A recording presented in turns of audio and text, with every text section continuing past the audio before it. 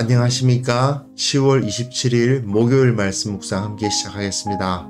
오늘도 말씀으로 하루를 시작하시는 귀한 성도님들을 주님께서 그 능력으로 지켜주시고 승리하게 하시고 우리의 특별함을 깨닫게 하시는 그런 하루가 되시기를 간절히 기도합니다. 오늘 본문은 사사기 13장 1절에서부터 7절 삼손이 태어날 것을 예언받는 본문인데요. 이 본문을 통해서 삼손뿐만이 아니라 그리스도인들이 예수 그리스도의 이름으로 선택받은 우리들이 어떤 존재로 부름을 받았는지를 확인하는 시간이 될 수 있을 것 같습니다. 그럼 먼저 말씀을 보시겠습니다. 이스라엘 자손이 다시 여호와의 목전에 악을 행하였으므로 여호와께서 그들을 40년 동안 블레셋 사람의 손에 넘겨주시니라. 소라 땅에 단지파의 가족 중에 마누아라 이름하는 자가 있더라. 그의 아내가 임신하지 못함으로 출산하지 못하더니 여호와의 사자가 그 여인에게 나타나서 그에게 이르시되 보라, 내가 본래 임신하지 못함으로 출산하지 못하였으나 이제 임신하여 아들을 낳으리니 그러므로 너는 삼가 포도주와 독주를 마시지 말며 어떤 부정한 것도 먹지 말지니라. 보라, 네가 임신하여 아들을 낳으리니 그의 머리 위에 삭도를 대지 말라. 이 아이는 태에서 나옴으로부터 하나님께 바쳐진 나실인이 됨이라. 그가 블레셋 사람의 손에서 이스라엘을 구원하기 시작하리라. 이에 그 여인이 가서 그의 남편에게 말하여 이르되 하나님의 사람이 내게 오셨는데 그의 모습이 하나님의 사자의 용모 같아서 심히 두려움으로 어디서부터 왔는지를 내가 묻지 못하였고 그도 자기 이름을 내게 이르지 아니하였으며 그가 내게 이르기를 보라, 내가 임신하여 아들을 낳으리니 이제 포도주와 독주를 마시지 말며 어떤 부정한 것도 먹지 말라. 이 아이는 태에서부터 그가 죽는 날까지 하나님께 바쳐진 나실인이 됨이라 하더이다. 네, 말씀 잘 보셨습니까? 이제 우리는 사사기의 마지막 사사인 삼손의 이야기를 다루기 시작할 겁니다. 그 분량으로 따질 때에는 삼손이 이 모든 사사들 중에서 가장 길다고 할 수 있고요. 그리고 또 이 모든 사사들의 결론과도 같이 주어지는 사람이라고 생각할 수도 있습니다.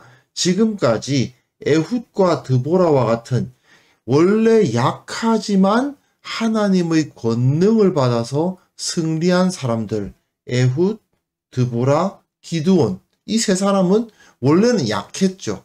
약했지만 그러나 하나님의 권능으로 강력한 능력을 나타낸 사람들인가 하면 아비멜렉, 입다, 삼손은 상당히 원래부터 강한 사람이었습니다. 아비멜렉은 그 태생이 왕의 아들이나 다름없는, 물론 기드온이 왕이라고 말하기는 조금 어렵지만 왕이나 다름없는 태생을 가지고 있었던 사람.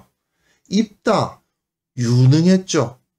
그리고 무력도 갖고 있었고 싸움도 굉장히 잘했고 지성도 상당히 뛰어났죠. 그리고 우리가 오늘부터 다룰 삼손, 이 모든 사람들 중에서 가장 강력하고 그리고 가장 유능한 사람이었다고 할 수 있습니다. 종교적으로 볼 때나 물리적으로 볼 때나 완벽하다 할 정도의 강력한 힘을 가진 사람이죠. 하지만 많이들 삼손 이야기 아시겠지만 그 힘을 다 잃어버린 후에야 하나님의 큰 일을 제대로 감당한 사람이기도 합니다. 삼손 이야기는 크게 세 부분으로 나뉩니다. 오늘부터 우리가 읽어갈 13장에는 삼손이 어떻게 태어났고 어떤 소명을 받았는가를 다루고 있고요. 14, 15장에서는 딥나에서 어떤 일이 있었는가. 그리고 16장에서는 가사에 가서 그가 추락하고 마는데 그렇게 추락하고 최후의 블레셋 사람들을 죽이며 함께 죽는 그런 모습을 볼 수가 있습니다. 그러니까 사실은 독립되어 보이는 세 부분으로 나뉘어져 있다 하는 것을 살펴볼 필요가 있고요. 이 각각을 통해서 이스라엘의 모습을 살펴볼 수가 있어요. 삼손이라는 개인의 모습을 통해서 이스라엘이 어떤 존재로 부름을 받은 존재인가를 생각해 보게 만드는 거죠. 특히 13장이 그런 모습이 잘 나타납니다. 그럼 본문 보시면요. 이스라엘 자손이 다시 여호와의 목전에 악을 행하였으므로 여호와께서 그들을 40년 동안 블레셋 사람들의 손에 넘겨주셨습니다. 40년입니다. 최고로 긴 기간이죠. 그리고 이 긴 기간 삼손에 의해서 끝난 것도 아닙니다. 삼손은 블레셋 사람들의 손에서 이스라엘을 건져내기 시작했을 뿐이고 블레셋으로부터 완전히 이스라엘이 벗어날 수 있었던 것은 다윗에 가서야 그게 가능해졌습니다. 그 정도로 블레셋은 정말 오랫동안 이스라엘을 괴롭힌 민족입니다. 이렇게 오랫동안 이스라엘이 블레셋을 이기지 못하고 그 밑에 압제를 당하면서 살 수밖에 없었다. 이것은 그만큼 이스라엘이 하나님 보시기에 제대로 사명을 감당하지 못했고 또한 거룩하지도 못했다 하는 것을 보여주는 것이죠. 그런데 그 상황에서 하나님께서는 아예 거기에는 소망이 없다시피 하니까 새로운 소망을 하나 만들어내십니다. 기존에 있던 사람들 중에서는 사사로 부를 자가 없어요. 그러니 어쩔 수 있습니까? 태어나게 해야죠. 그래서 소라 땅에 단지파의 가족 중에서 마노아라 이름하는 자가 있더라고 되어 있는데 소라가 어디냐 하면요. 이 지역입니다. 원래는 단지파가 이 지역을 차지하게 되어 있었죠. 그런데 문제는 블레셋이 이 땅을 차지하게 되면서 단지파가 이 땅에 머무르지를 못하게 되고 맙니다. 그래서 이후에 어떻게 되느냐 하면 북쪽으로 이동을 해서 단이라는 지역을 차지하게 되죠. 이것이 12지파의 위치를 나타내고 있는 지도인데요. 원래 단지파의 위치는 여기였습니다. 그런데 블레셋이 이 자리를 차지하면서 계속 쳐들어오니까 결국 단지파가 이 지역을 빼앗기고 어디로 이동하느냐 하면 여기 단이라고 적혀 있는데요. 이 북쪽으로 옮겨갔던 것을 볼 수 있어요. 그런데 마노아의 경우는 여기 아직까지 단지파가 그 자리를 차지하고 있었을 때에 소라 지역에서 살고 있었던 사람이고 결국 블레셋과 가장 접경 지역에서 블레셋과의 갈등을 겪는 그러한 지파였던 단지파에서 삼손이 나게 되는 것이죠. 자, 그런데 이 마노아라 이름하는 사람이 있는데 그의 아내가 임신하지 못함으로 출산하지 못하더니 이게 원문에 보시면요. 임신하지 못한다 또 아이가 없다 이런 거예요. 아카를 하면은 임신하지 못한다 그 말이고 로 얄라다 하면은 그리고 아이가 없다 이런 말이거든요. 근데 임신하지 못하니까 아이가 없죠. 그런데 이 같은 말을 이렇게 길게 표현하고 있습니다. 그리고 임신하지 못함으로 출산하지 못한다라는 말을 여호와의 사자가 나타나서 보라 네가 본래 임신하지 못함으로 출산하지 못하였으나 라는 똑같은 말이 두 번이나 반복되고 있어요. 왜 이 말이 이렇게 반복되고 있을까요? 임신하지 못하는 여인 하면은 이스라엘 사람들은 떠오르는 사람이 있습니다. 누구입니까? 사라, 리브가. 그 조상들의 어머니들의 모습을 떠올리게 되는 거예요. 원래 아브라함에게는 자녀가 없었고 자녀가 없는 것이 당연한 사람이었습니다. 그러나 하나님께서 은혜를 주셔서 100세가 되었을 때 아들을 낳게 하셨죠. 도무지 바랄 수 없는 상황에서 그 아들을 얻게 하셨던 것을 이 마노아의 아내를 통해서 나타내 주고 계신 것입니다. 이것은 하나님의 섭리 가운데에서 그 태어날 아이가 특별한 능력으로서 하나님의 특별한 섭리 가운데에서 태어날 것이다 하는 것을 알게 하는 것이죠. 그리고 이것은 이스라엘이라는 존재가 어떤 존재인가를 다시 한번 기억하게 하는 것입니다. 이스라엘은 그러니까 그냥 여러 민족들 중에 하나가 아닌 거예요. 원래 이스라엘은 이 땅에 없었을 존재다 이거죠. 왜냐? 아브라함의 자손인데 원래 아브라함은 아들이 없었다니까요. 하나님의 특별한 기적적인 역사를 통해서 그 아들이 생긴 것이지 하나님의 역사가 없었더라면 그 아들을 얻지 못했을 것이고 결국 이스라엘은 이 세상에 존재할 수가 없는 민족이었습니다. 그런데 하나님께서 마치 무에서 유를 창조하시듯이 그 민족을 만들어내신 거예요. 너희들은 원래 하나님의 능력으로 태어난 존재이지 그냥 여러 세상의 민족들 중에 하나가 아니다 하는 것을 가르쳐 주는 거거든요. 바로 삼손의 삶이 그것을 보여주는 것입니다. 이제 마노아의 아내에게 하나님의 사자는 너는 삼가 포도주와 독주를 마시지 말며 어떤 부정한 것도 먹지 말라. 내가 임신하여 아들을 낳으리니 그의 머리에 삭도를 대지 말라. 태에서 나옴으로부터 하나님께 바쳐진 나실인이 됨이라. 이거는 종교적으로 날 때부터 특별한 존재로 태어날 거다 그 말입니다. 분명 삼손은 단지파 사람이기 때문에 제사장이 될 수가 없습니다. 이스라엘 중에서는 제사장만이 태어나면서 특별한 종교적 존재로서 태어나는 존재 아닙니까?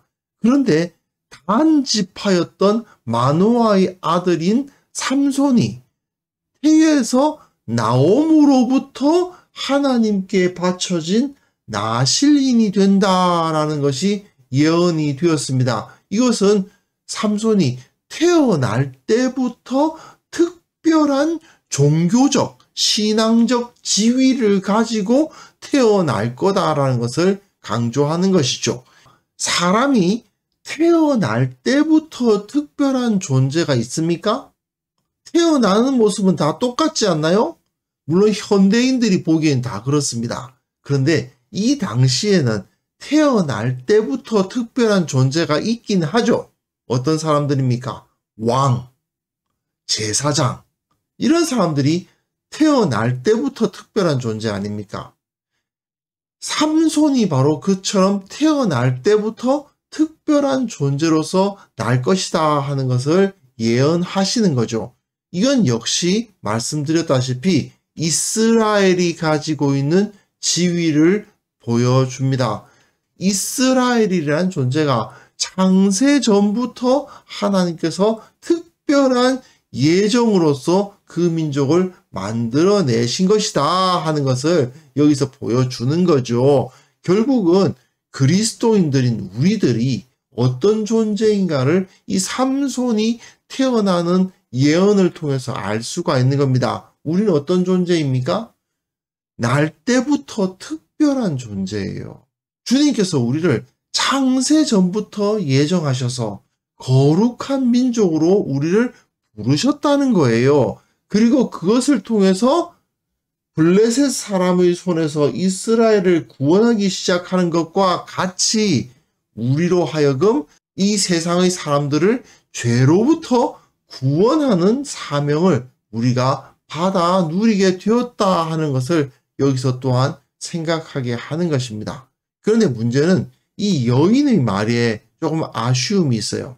그 남편에게 말을 하는데 하나님의 사람이 내게 오셨다. 그의 모습이 하나님의 사자의 용모 같아서 심히 두려웠다. 어디서 왔는지 묻지도 못할 정도로 두려웠다. 그리고 그도 자기의 이름을 내게 이르지 아니하였다. 이건 전부 다 하나님의 법적 권위를 가진 사람의 모습을 그려주는 것입니다. 그런데 보라, 내가 임신하여 아들을 낳으리니 이제 포도주와 독주를 마시지 말며 어떤 부정한 것도 먹지 말라. 이 아이는 태에서부터 그가 죽는 날까지 하나님께 바쳐진 나실인이 됨이라. 이 아이가 블레셋으로부터 이스라엘을 구원하게 될 것이다 라는 말을 해줘야 되지 않을까요? 이렇게 상당히 정확하게 그 말을 그대로 전하고 있는데 그 아들 삼손의 사명에 대해서는 빼먹고 있습니다. 왜 그럴까요? 지금까지 아이를 못 낳던 이 여인이 내가 나실인을 낳게 될 거야. 이 당시에 나실인이라 하면 아무래도 종교적으로 권위를 가진 존재가 되잖아요. 그러니까 내가 지금까지 아이를 못 낳고 있었는데 하나님께 바쳐진 나실인, 정말 제사장과도 같은 그런 거룩한 존재를 낳게 된대 하고 그 예언을 남편에게 전하는 거죠. 기쁨으로 전했을 것입니다. 하지만 그 복과 함께 주어진 사명에 대해서는 그렇게 많은 관심을 갖고 있지 않은 것 같아요. 오늘 이제 삼손 이야기가 시작되는데요. 그 태생으로만 따진다면 아비멜렉하고 비교할 수가 없죠. 기드온의 아들이다, 그 수준이 아니죠. 정말 하나님께서 예정하신 아이입니다. 무력으로 따지면 물론 아직까지 안 나오지만 입다의 무력 정도는 우습죠. 입다가 큰 용사로서 강력한 무력을 가진 자였지만 삼손하고는 비교가 되지 않는 거 아니겠습니까? 기드온은요, 단 300명만 데리고 미디안의 대군을 무너뜨린 엄청난 일을 했지만 삼손은 그마저도 필요가 없어요. 300명도 필요가 없어요. 자기 혼자의 힘이면 충분해. 그 정도로 강력한 존재였습니다. 지금까지 존재했던 모든 사사들을 다 통틀어 보아도 가장 특별하고 가장 강력한 사람, 삼손이죠. 이런 특별함과 강력함은 이스라엘이 왜 부름을 받아서 그 땅에 세워졌는가? 이러한 특별함과 강력함을 가지고 세상의 소금과 빛의 역할을 감당하며 세상에 하나님의 영광을 나타내고 세상에 복의 근원이 되라고 하나님께서는 이스라엘을 세우신 거죠. 그런데 정작 이스라엘은 자기가 얼마나 특별한 존재인가를 잘 알지 못했죠. 자신의 그 특별함을 깨닫지 못하고 결국 우리가 왜 이 땅에 보내심을 받았는가에 대한 그 사명의식을 갖지 못했던 것을 우리는 알고 있습니다. 우리 그리스도인들은 어떤 존재들입니까? 앞에서 말씀드렸다시피 정말 삼손과도 같이 하나님의 미리 아신 자들이고요. 특별한 존재로서 세워졌습니다. 예수 그리스도 하나님의 아들의 피값으로 사신 존재입니다. 정말 엄청난 가치를 가진 특별한 존재들입니다. 그런데 문제는 우리가 그 관점으로 나 자신을 바라보질 않고 하나님께서 나를 이 세상에, 이 땅에 보내셨다는 사실을 기억하지 않고 내가 정말 그 특별한 사명을 부여받은 존재라는 사실을 잊어버리고 세상적인 눈으로 나를 바라보는 경우가 너무나도 많다는 것이 문제죠. 나는 그저 그렇게 세상 사람들처럼 살다가 죽을 존재가 아니다 하는 것을 우리는 기억해야만 됩니다. 그리고 또한 내가 섬기는 이 교회는 그저 세상의 여러 모임들 중에 하나가 아니라 이 세상 가운데 유일한 소망과도 같은 그러한 공동체임을 우리는 꼭 기억할 수 있어야만 되겠습니다. 그래서 이 시간 함께 기도하실 때에요, 먼저 내가, 내 인생이 그냥 일반적인 수많은 사람들과 똑같은 한 명의 인생이 아니라 하나님으로부터 부름받은 특별한 존재라는 사실을 인식하게 하여 주옵소서. 내 삶의 가치는 예수 그리스도로 말미암아 규정된다는 것을 올바로 깨닫게 하옵소서.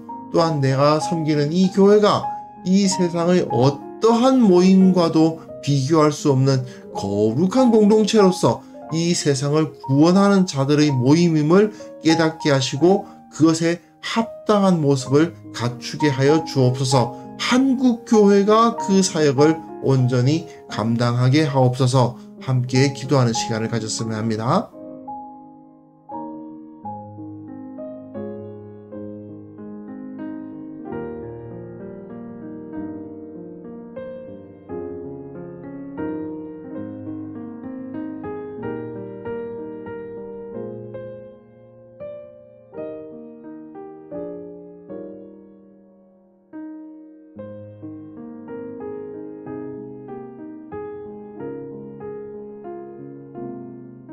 하나님 아버지, 내가 주님 앞에서 특별한 존재로서 특정된 자임을 기억하게 하여 주옵소서.